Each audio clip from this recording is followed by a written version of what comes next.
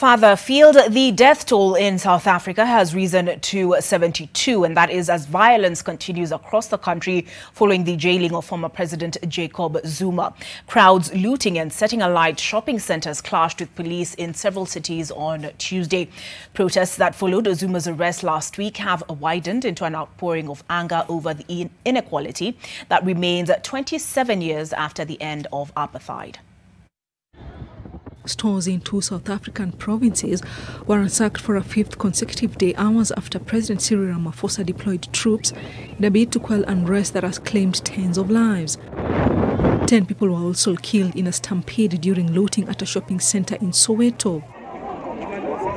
Tandia Johnson, owner of an events company and party supplies shop in Soweto, is one of the victims of a wave of looting and vandalism sparked by the jailing of the ex-president of South Africa, Jacob Zuma.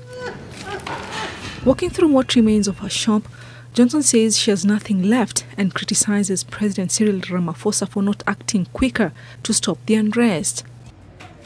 It's over. It's over. I've got overheads. I owe banks money. How am I going to pay this month? With what? I have a child. My son is 14. Still goes to school. I have a bond that I'm paying. I've been on my husband's back, with the COVID, him trying to help. More than 200 shopping malls had been looted by Tuesday afternoon. Several shopping centers in Soweto, South Africa's largest township, which was once home to Nelson Mandela, have been completely ransacked, with ATMs broken into, restaurants, stores selling alcohol, and clothing shops all left in tatters.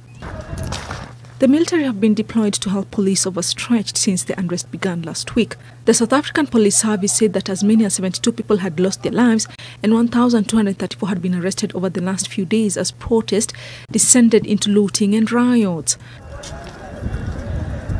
Ministers are warning that if looting continues, there is a risk areas could run out of basic food supplies soon, but have ruled out declaring a state of emergency.